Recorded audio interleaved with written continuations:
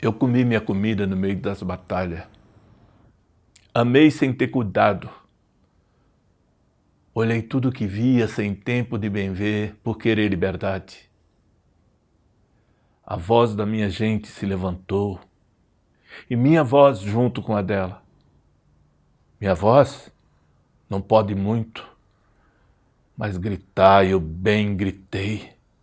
E tenho certeza que o dono dessas terras e sesmaria ficaria mais contente se não ouvisse a minha voz.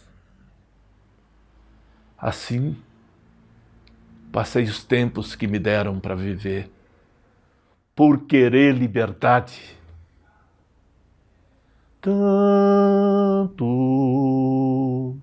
cansou, entendeu que lutar afinal é um modo de crer, é um modo de ter razão de ser.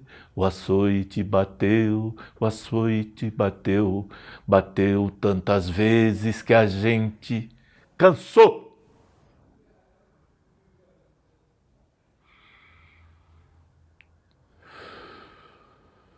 Olá, gente.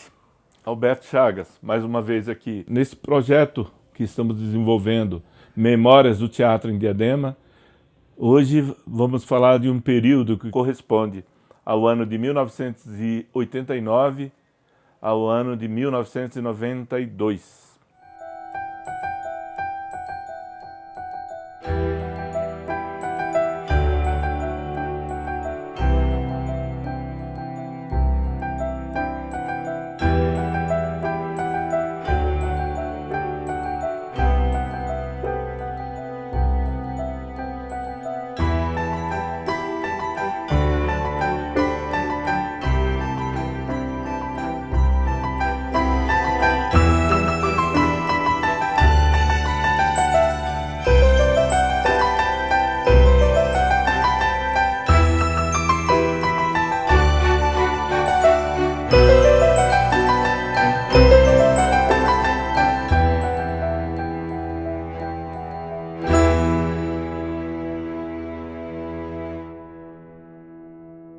Olá, Alberto Chagas, ator, diretor, militante cultural e produtor cultural na cidade de Diadema. Estamos mais uma vez aqui para apresentar hoje Memórias do Teatro em Diadema, e esse episódio que falaremos hoje corresponde ao ano de 1989 até o ano de 1992. Nesse período político de um governo de novo progressista do Partido dos Trabalhadores, a gente começa com a ideia de continuidade de algumas ações do governo anterior, mas também com um propósito de avançar na questão da descentralização, que era uma busca, que era uma briga para a gente, para conseguir atingir os bairros de Diadema. Diadema crescia em alguns aspectos urbanos, né?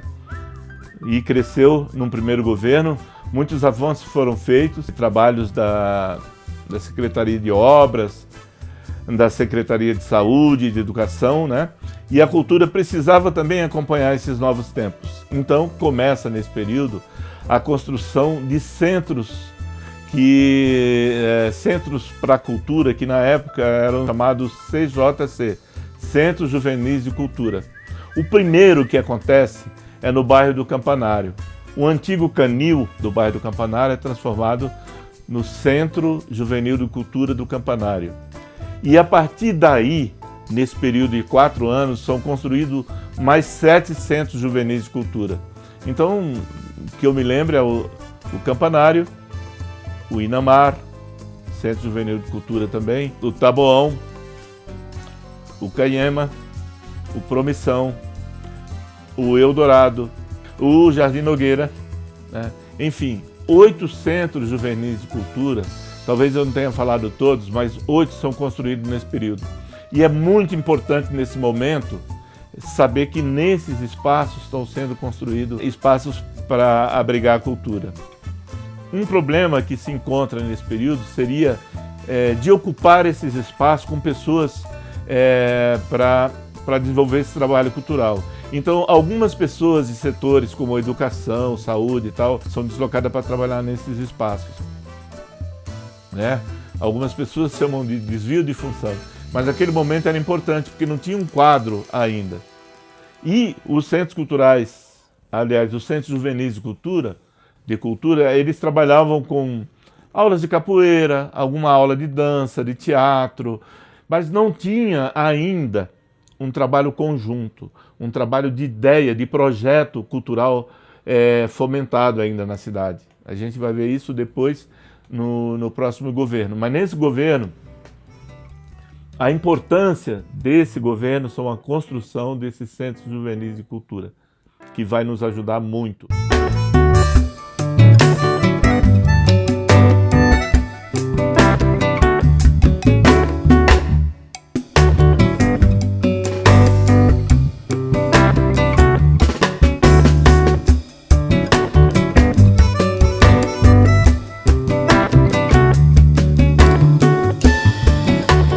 Ao mesmo tempo, no Teatro Clara Nunes, existem as apresentações culturais, né, como música, com dança, com teatro e tal.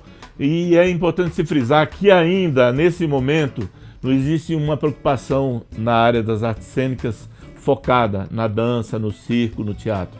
Não. Existem as apresentações, isso é uma coisa, mas o trabalho de formação vai se dar mais para frente.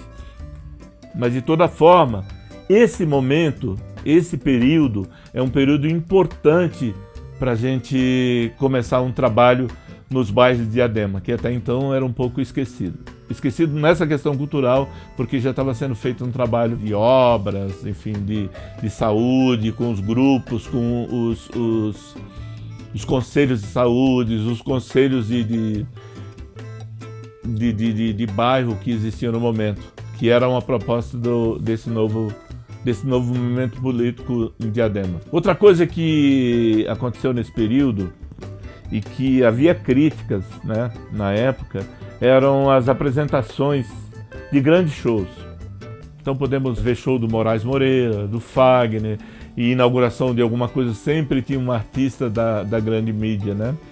Mas eu acho que para a cidade, tirando a questão do nosso desejo de fazer um trabalho com os artistas da cidade, era importante conhecer essas pessoas. Então, nesse período também foi no trabalho de difusão, essas apresentações de artistas importantes do cenário da música popular brasileira. Nesse período, de 89 a 92, um projeto que chamou a atenção, mas que já vinha do outro governo, que se chamava Conquistando o Nosso Espaço, passou a ser o chamado Pé na Rua. Foi importante para a cidade Pé na Rua, porque, ao mesmo tempo que fazia ações de limpezas de rua, de bueiros, a arrumação na parte elétrica, de pinturas de asfalto, de asfaltamento de pequenas ruas, também existia, ao mesmo tempo, uma ação cultural. Então, o que era feito? Apresentações de pequenos esquetes teatrais, apresentações de músicos, sanfoneiros, trios nordestinos que existiam nos bairros. Então, a prioridade era para os artistas do bairro, mas sempre tinha uma atração que era contratada, não uma atração famosa, mas uma atração pequena da cidade, artistas que já tinham um pouquinho mais de cancha no meio artístico, eram contratados para fazer as apresentações. Então, o projeto Pé na Rua, além de ter esse viés mais social, de cuidar das coisas, da saúde, da educação e tal, cuidava também da cultura. E nesse momento, há um trabalho interessante e importante da biblioteca também, fazendo parte do trabalho cultural. Leitura ao pé da árvore, leituras de livros infantis eram feitos durante esse projeto. Importante salientar que o setor de esporte trabalhou também bastante. Então, atividades recreativas dentro do esporte era feito. O pessoal da terceira idade também era atendido nesse período, né? Então, começa aí um trabalho mais cuidadoso do governo com relação à sua comunidade, as comunidades que em tempos anteriores ficavam esquecidas. né?